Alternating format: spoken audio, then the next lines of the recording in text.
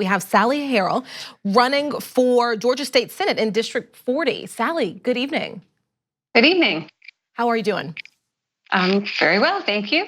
Good. So Georgia politics are national spotlight right now, and for a lot of good reasons and some, bad reasons, unfortunately. I want to ask you a question about, you've been described as someone who is bringing a progressive voice to Georgia State Senate. Talk to me a little bit about that.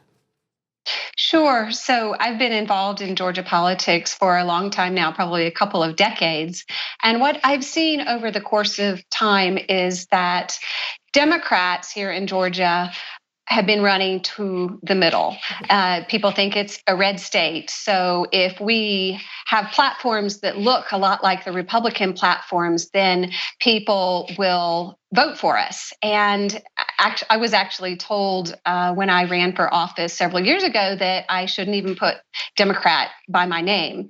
And what I saw over and over again is that this is a losing strategy. So when I got back into politics after the 2016 election, I decided I wanted to try something different in Georgia and come out with a really progressive, bold platform just to try something different and see if it worked better.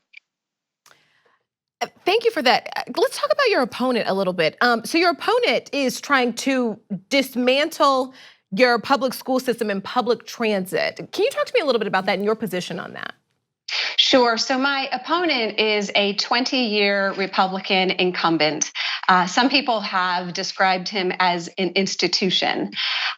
He's been at it for a long time. And what you see when you look at our public school budgets is you see year after year for the last decade, serious cuts to our schools.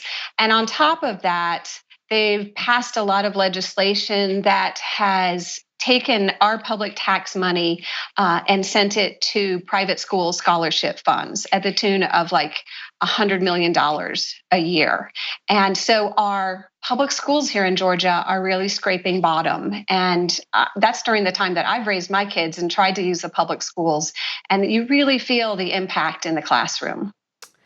Can we turn to voter suppression? And I guess, one could call that voter fraud. There's a lot of talk about voter fraud, but you could say that voter suppression is a form of that. And voter suppression right now, it's an important topic. It's been an important topic, obviously, since the 60s, but it's an important topic right now, and in Georgia especially. And touching back a little bit on your opponent and where they stand on that, as far as making it harder for certain people to vote. And this is something that has been a national conversation specifically because of Georgia right now. Can you talk to me a little bit about that and the importance of, everyone having the right to express their right to vote?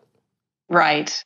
We really are a battleground here in Georgia in terms of making it so that everybody can vote.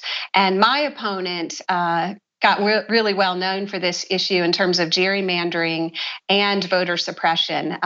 In 2010, my opponent led the cause for redistricting, and we ended up with a very gerrymandered map as we have all over the country. So the first form of voter suppression going back to 2010 is gerrymandering. Then we passed voter ID laws here in Georgia and made it much more difficult to be able to get government issued IDs. And since then, I can't even count all the forms. They're getting very creative about voter suppression. They really are. I mean, we have had my opponent fights against early voting, especially Sunday voting. In fact, we had a situation in our county a couple years ago where we were trying to, where they had set up some Sunday voting, and it happened to be at a shopping mall that was near a large African-American church.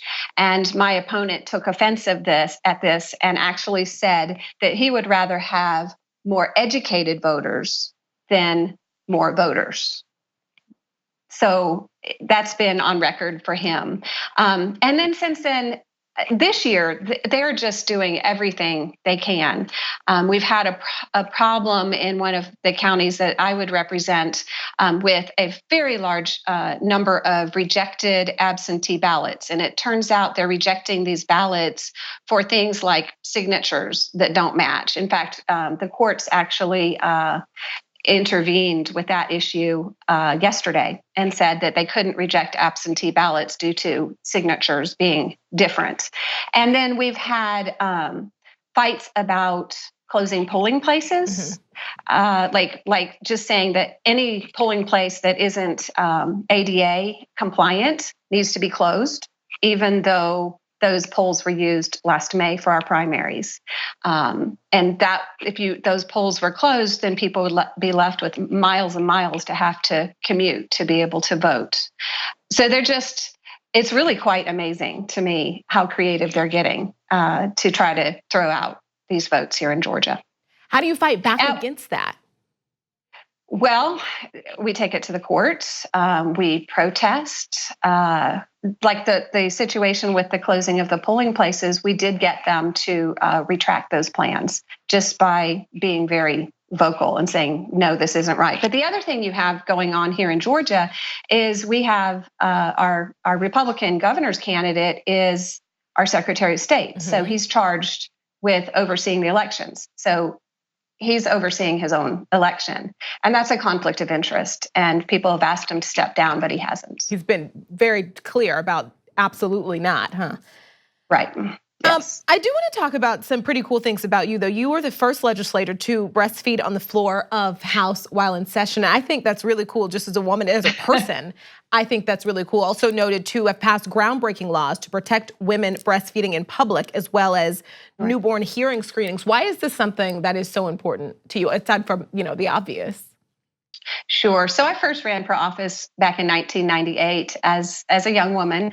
There actually weren't very many young women in office at that time. Most women who were serving had already raised their kids, and they were kind of coming to this as a retirement job.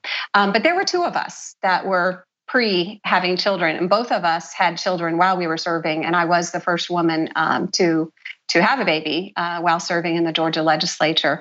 I was also at the time the executive director of the Healthy Mothers, Healthy Babies Coalition of Georgia. So my job was to promote maternal and infant health.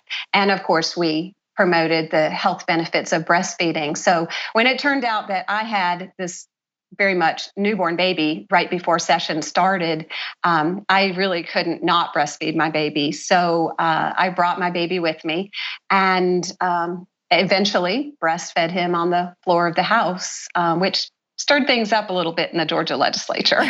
Which is unfortunate, though, that feeding a hungry child stirs things up, Right. Well, and at first I would leave the chamber to feed my baby. But what I found is that I was missing votes because we only had 60 seconds to vote. The bell would ring, and it's not like Congress where you have an hour. The bell rang for 60 seconds. And if you didn't vote, by the time the bell stopped, you missed the vote. And I didn't want to miss votes because I had a job to do in representing my constituents. And by feeding my baby in the chamber, I could do both at the same time. So you raised, am I right, is it more than $250,000 without taking any corporate PAC money? Do I have that number right? That's right. I think I'm at about $270,000 now.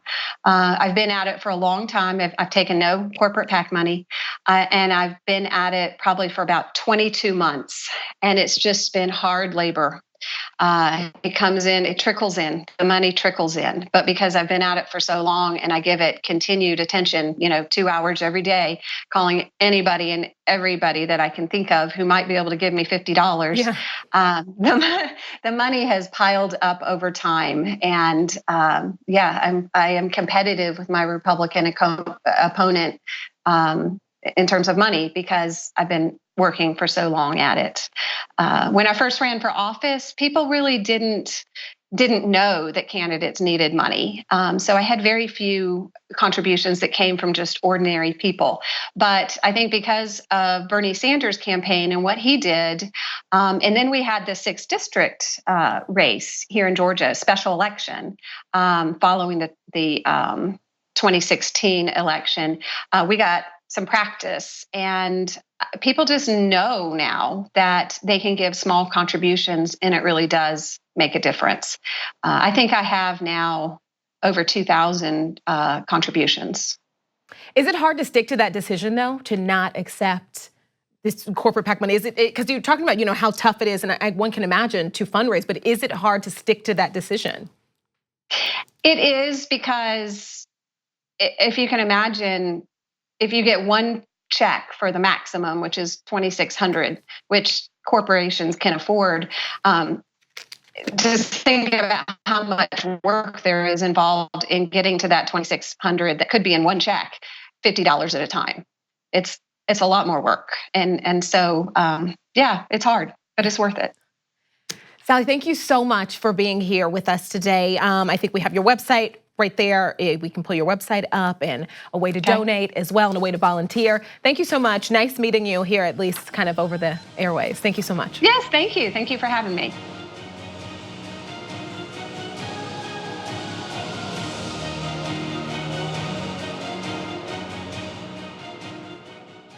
Thanks for watching this free clip of Rebel Headquarters. Don't forget to become a TYT member today for more exclusive content. Join now at tyt.com/join.